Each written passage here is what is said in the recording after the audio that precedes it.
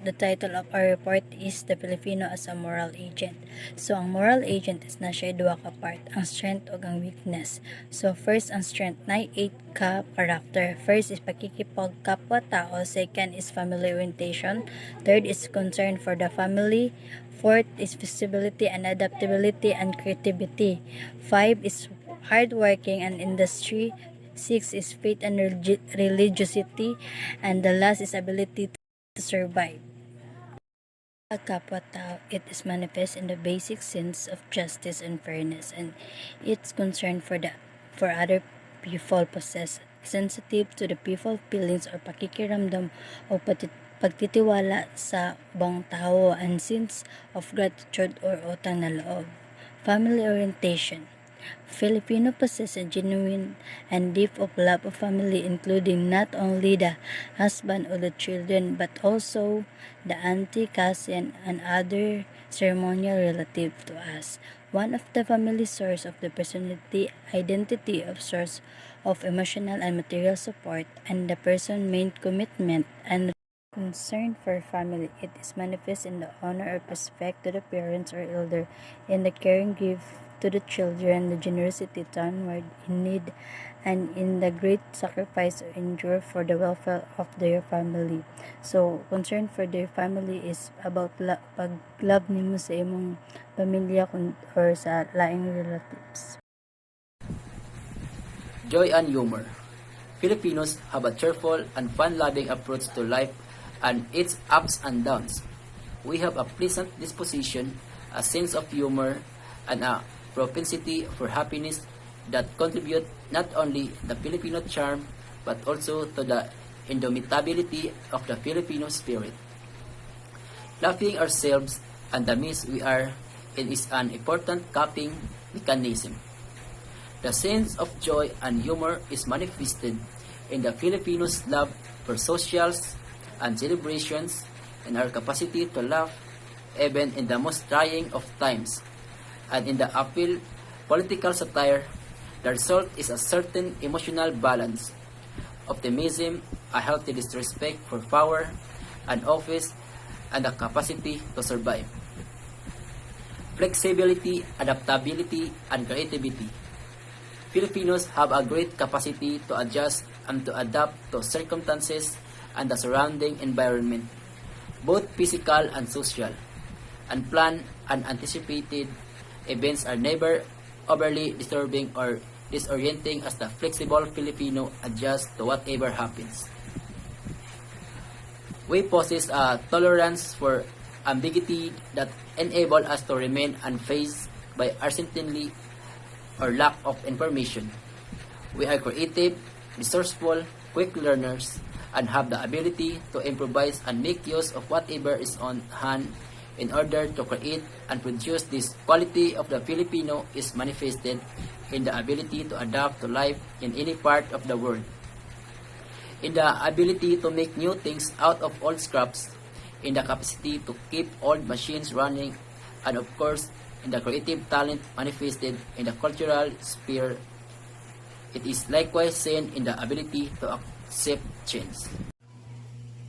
Hard work and industry.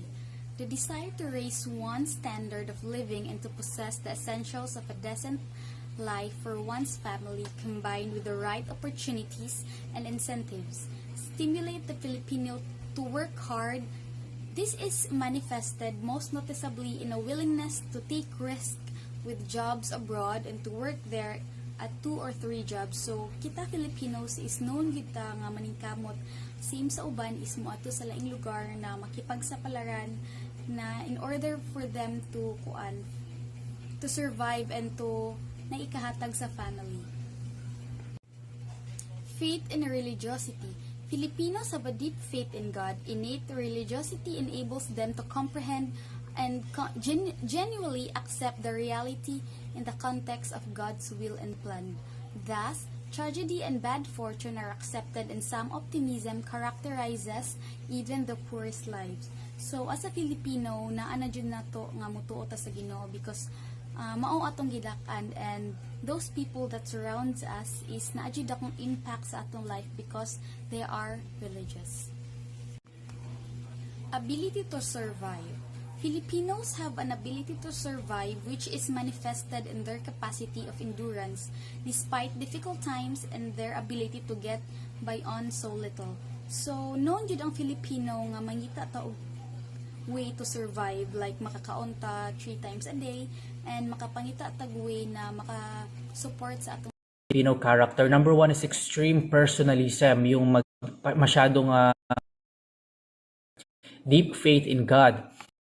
Even the struggles at masyadong hardship and struggles at lalong-lalo na pagdating sa mga difficult times. Ito naman ang mga weaknesses ng Filipino character. Number one is extreme personalism, yung masyadong makasarili, extreme family-centeredness, lack of discipline, passivity and lack of initiative, colonial mentality, very common yan sa atin, kanya-kanya syndrome, and the last one is a lack of self-analysis and self-reflection. Excessive concern for family manifests itself in the use of one's office and power as a means of promoting the interests of the family, in fictionalism, patronage in the political dynasties, and in the protection of the caring family members. So kita as Filipinos, unahon dyan na to atong family kaysa sa laing butang. Example, magahin dyan ta og day na makabanding sila like birthday, Christmas, and other occasions. And usa sa tanan, magbuhat ta, and if magbuhat ta og kaning laing butang, maghunahuna jud ta nga unsa ilang ikaingon. Kay mao man ni ang batasan sa Pilipino na maghunahuna ta daan unsa ikaingon sa lain usa nato siya buhaton. Faith in religiosity.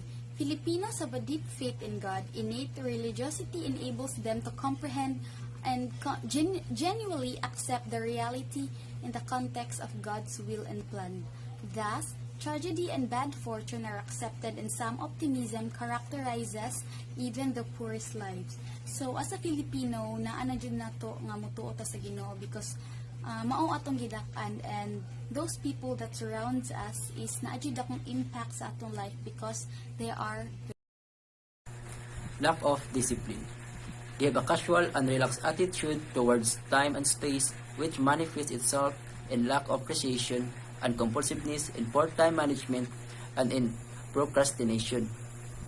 So daghan gyud sa ato ang mga Pinoy karon nga lack of discipline. Ilabi na ang mga millennials karon nga kusag na kay motubag sa gilikanan, din wala nagway mga disiplina. Then pati na sa atong mga culture ato nang wala natin mga disiplina at ang uban gali kay ipangkabuangan pa. Then sa atong nature sad ato nang ipasagdan pataka lang tag labay po sa atong mga basura, sinay basurahan, di nato ilaway sa saktong butanganan.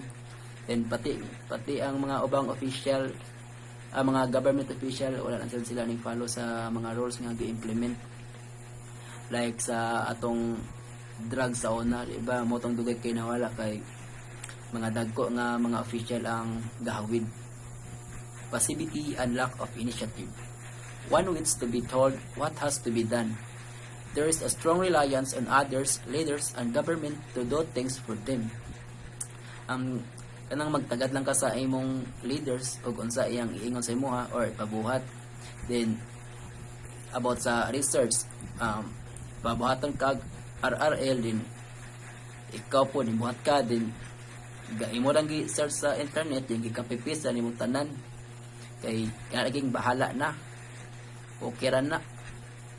Then ang rason, ang usaning angay buhaton para to avoid those lack of initiative, para ma-overcome na to is first, we should aware sa atong kaugalingon ug sa atong mga gipangbuhat or sa atong buhaton. Then second, be a role model of a good stewardship.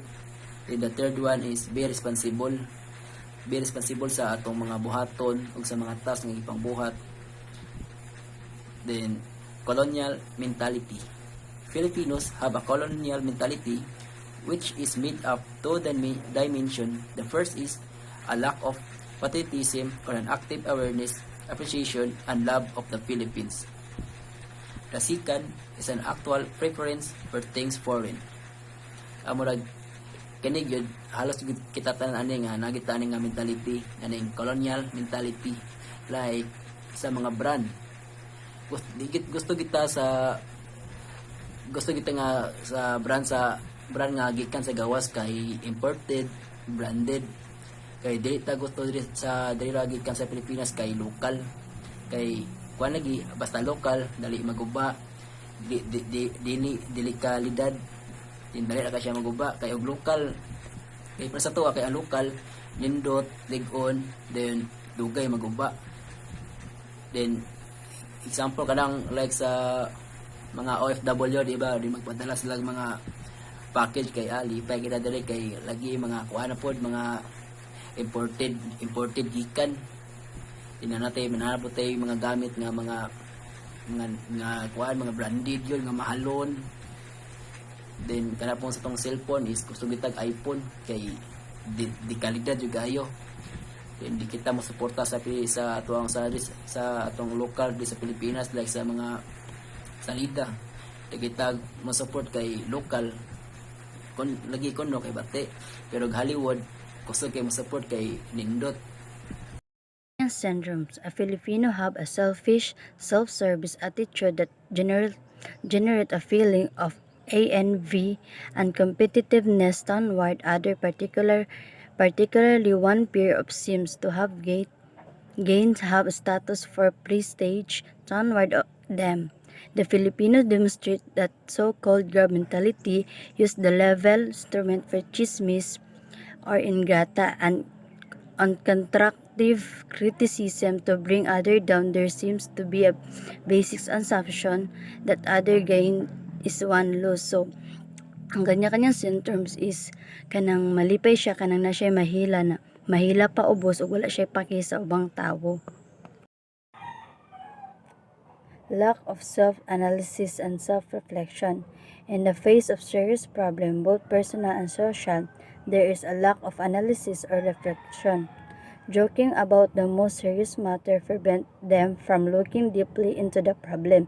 So kaning lack of self-analysis and reflection is kanang dili nato masisi atong kagalingon, dili po ta magtan-aw sa atong gipang buhat. Dayon kanang mga problema is kanang imor bitong katawan mao nang dili siya masulbad dayon. Mao na siya lack of self-analysis and self-reflection.